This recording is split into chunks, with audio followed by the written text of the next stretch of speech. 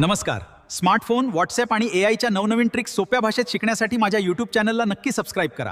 चला डिजिटल युगात स्मार्ट होऊया. नमस्कार ज्येष्ठ मित्रांनो, आज आपण ईमेल संदर्भात एक महत्त्वाची माहिती या व्हिडिओद्वारे घेणार आहोत.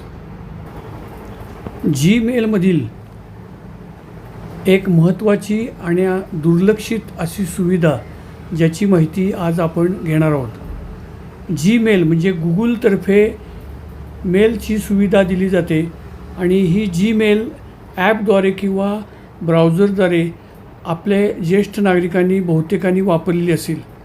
त्याशिवाय फोन घेताना आपल्याला गुगल आणि जीमेल याद्वारे अँड्रॉईड फोनला लॉग इन करावे लागते. त्यामुळे जीमेल बहुतेक सर्वांकडं असतो आणि त्याचा वापर आपणास काही वेळा करावा लागतो. आता जीमेलमधून एखादी मेल पाठवताना ती पासवर्डसहित आणि मुदत टाकून अशी पाठवता येते आणि यासंबंधीची माहिती आपण घेणार आहोत. म्हणजे ज्याला आपण जीमेल पाठवतो त्याला ती ईमेल पासवर्डशिवाय ओपनच होणार नाही आणि आपण जी त्या ईमेलला मुदत घालू त्या मुदतीनंतर ती आपोआप त्याच्या इनबॉक्समधनं डिलीट होईल अशी ती सुविधा आहे. आता या सुविधेच्या माहितीसाठी मी हा व्हिडिओ बनवत आहे. त्याशिवाय माझा एक लेख blogger.com पण उपलब्ध आहे. तोही मी या डिस्क्रिप्शनमध्ये त्याची लिंक पाठवत आहे. आपण तोही लेख वाचून या सुविधेची अधिक माहिती जरूर घ्यावी. मी आता माझ्या मोबाईल ॲपमधील जीमेल ॲप ओपन करत आहे. जीमेल ॲप ओपन केल्यानंतर त्याच्यामध्ये कंपोज मेल या ऑप्शनवर क्लिक करून मी नवीन मेल तयार करत आहे. त्यासाठी मी जास्त वेळ लागू नये म्हणून ज्याला मेल पाठवायची ते माझ्या दुसऱ्या अकाउंटचा ॲड्रेसवरती टाईप केलेला आहे. त्यानंतर विषयामध्ये स्मार्टफोन टिप्स असे लिहिलेले आहे आणि खाली विषय पण मांडलेला आहे. आता आपल्यास जी सुविधा आपल्यास मी प्रथमतः सांगितली, पासवर्ड आणखीन एक्सपायरी, ही सुविधा आपणास कुठे मिळते यासाठी मी मेलच्या वरच्या बाजूला असलेल्या 3 डॉटवर प्रथमतः क्लिक करत आहे. 3 डॉटवर क्लिक केल्यानंतर तुम्हाला तेथे 3, 4 ते 5 ऑप्शन ओपन झालेले दिसतील. त्यापैकी कॉन्फिडेन्शियल मोड या ऑप्शनवर मी क्लिक करत आहे. या ऑप्शनवर क्लिक केल्यानंतर तुम्हाला खाली सेट एक्सपायरी त्याचे ऑप्शन आणि पासकोड या संबंधित 2 ऑप्शन दिसत आहेत.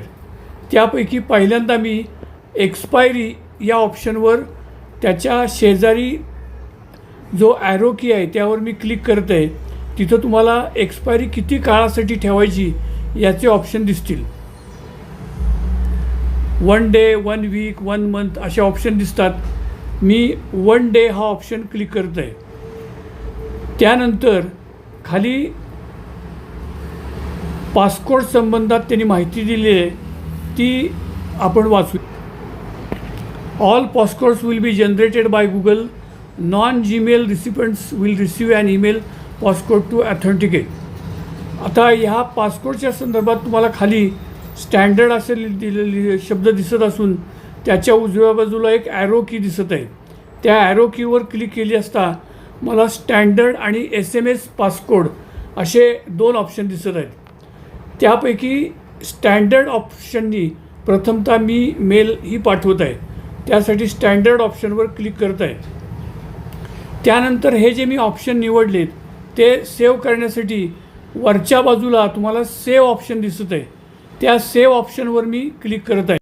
अशा प्रकारे मी कॉन्फिडेन्शियल मोडमधले ऑप्शन सेट एक्सपायरी आणि पासकोड रिक्वायरचे सिलेक्ट केलेले आहेत आणि वरच्या बाजूला सेव्ह बटनावर मी आता क्लिक करणार आहे. त्याच्या आधी कॉन्फिडेन्शियल मोड इथे ऑन झालेला तुम्हाला दिसेलच. सेव्ह बटनावर क्लिक केल्यानंतर मला आता मेल पाठवण्यासाठी वरती सेंड बटनावर क्लिक केल्यानंतर ती मेल पाठवली जाईल. त्यासाठी मी वरच्या मेलच्या सेंड बटनावर क्लिक करत आहे. आता मी माझी दुसरी ईमेलचा इनबॉक्स ओपन केला असून, म्हणजे ज्या ठिकाणी मी ती जीमेलवरनं मेल पाठवली तो ओपन केलेला असता मला ती तिथे आपण जीमेलमधून अटी घालून पाठवलेली मेल आलेली दिसत आहे आणि स्मार्टफोन टिप्स वगैरे दिसत आहे, परंतु मला ती ईमेल ओपन करता येत नाही.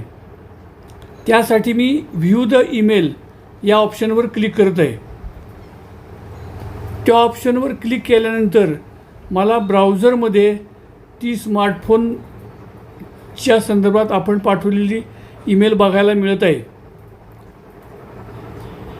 म्हणजे थोडक्यात मेल बॉक्समध्ये डायरेक्ट मेल ओपन न होता त्यावरची लिंक आणि पासकोड याचा वापर केल्यानंतरच ही मेल आपणास बघायला मिळत आहे.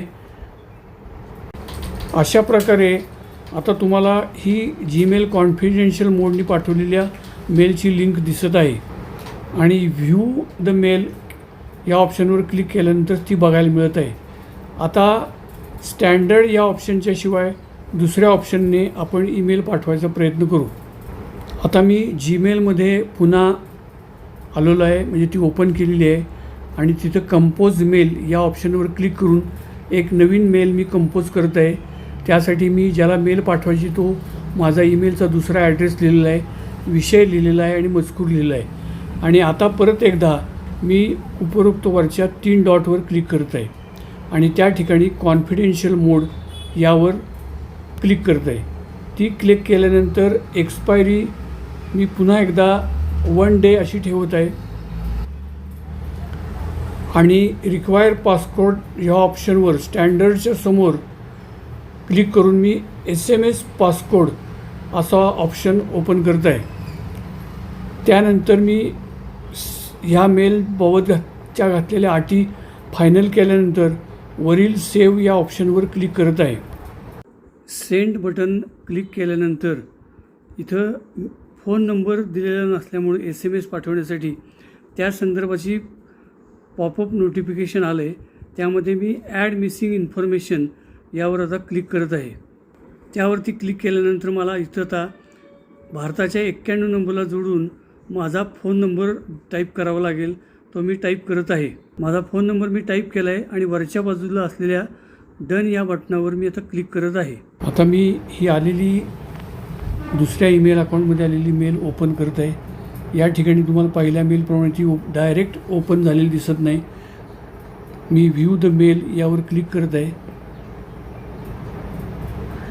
आणि या ठिकाणी आता सेंड पासकोड असा मला मेसेज आलेला आहे. मी त्याच्यावर आता क्लिक करत आहे.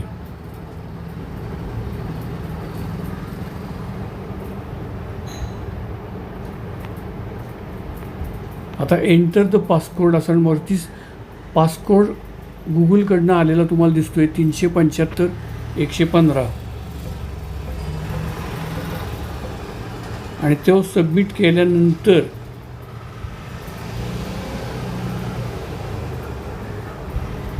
मला ही ईमेल दिसत आहे हे लक्षात ठेवा. अशा प्रकारे मुदत संपणारे ईमेल आणि पासकोड म्हणजे पासवर्ड अटॅच केलेली मेल अशी आपल्याला पाठवता येते, अशी माहिती आपण घेतलेली आहे. धन्यवाद. आणि परत एकदा एक महत्त्वाची विनंती की कृपया माझा यूट्यूब चॅनलला आपण सबस्क्राईब करा, नोटिफिकेशन बेल आयकॉन दाबा, म्हणजे मी अशा प्रकारे स्मार्टफोन, व्हॉट्सॲप, AI यासंबंधी वेगवेगळे व्हिडिओ तयार करून विविध माहितीचे त्यामध्ये असते ते आपणास बघायला मिळतील आणि त्याचे नोटिफिकेशन मिळेल. धन्यवाद.